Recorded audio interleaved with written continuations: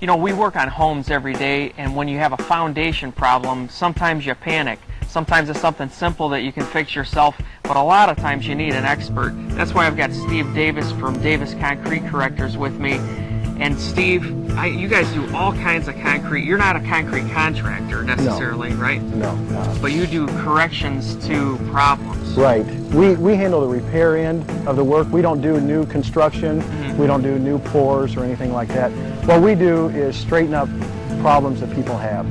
We straighten basement walls that are bowing in. What we do a lot of the time is we raise settled concrete, any kind of concrete, whether it be a driveway that's maybe sinking in by the garage or something. I know a lot of people, if they see their driveway maybe sagged off or cracked on one end, and they're thinking, oh geez, here we go, $5,000. They have somebody come in and jackhammer it and tear it all out. Yeah, we can raise it back into place. Many people think, well, if I put a new driveway in, it's just a matter of time before it cracks and breaks again. Right. They can usually save half or 2/3 of the cost of replacing the concrete. What do you call that process where you're raising the flat work? That's called mudjacking or sometimes slabjacking. You know what, Steve, I wanted to see an example of some of your flat jacking, where you're mudjacking up some patios or driveways. Can we take a look at some of those sure shots? Sure can. All right, well, let's go take a look. Okay.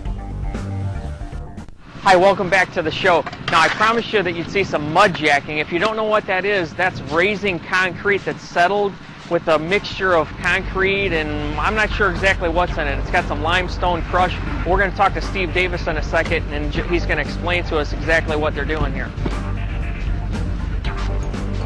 Hey, Steve.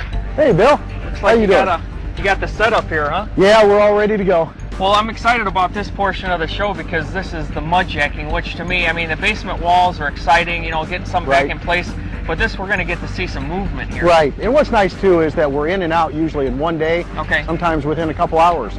We've got a whole job done and the people can use it right away as soon as we're done. Well, explain exactly what mudjacking is because it's a little confusing probably to most people exactly what you're doing here. Some people call it mudjacking, some people call it slabjacking. It's the same process. What it is we're drilling holes into the concrete. We drill probably the smallest holes of anyone. We drill 1.25 inches because we want it to be less noticeable when we're done. Right. Then also what we're doing then is we have our pump that we use. Which is right here. Right. We use this hose.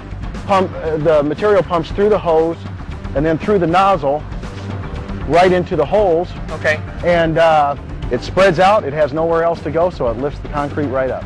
Now, why would someone need to get their flat work pump jacked? I mean, mud jacked. What's the biggest reason that people call you and have it done? Is it because it's cracking or settling off? Mostly because it's settling. Okay. And many times it's because of the fill around the house where it's been backfilled hasn't settled yet before the concrete's been poured. Okay. So then once they pour the concrete and give it some time, and it starts to settle along with the ground. So it's sinking in. Exactly. All right. Exactly. So then we have to go in, and what we're using is a crushed agricultural limestone. This is what is really recommended for this type of application. It works really well because it doesn't shrink, it doesn't settle, it doesn't wash out. It's the same material they use on the roads for road pack. Okay. So it works really well, gives it a good solid rock base.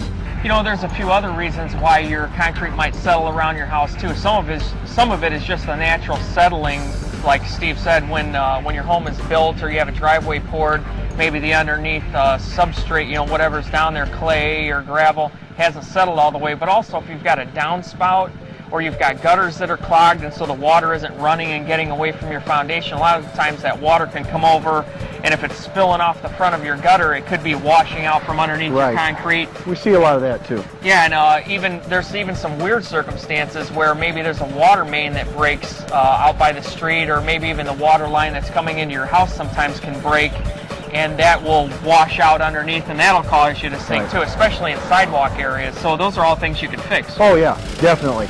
We, because we use the agricultural limestone, we almost never get a call back. Well, I know the process is, I've seen you drilling some holes out here. Let's get to it. I want to see how this thing is done. All right, we might even put you to work. All right, I'm ready. I'm ready to go.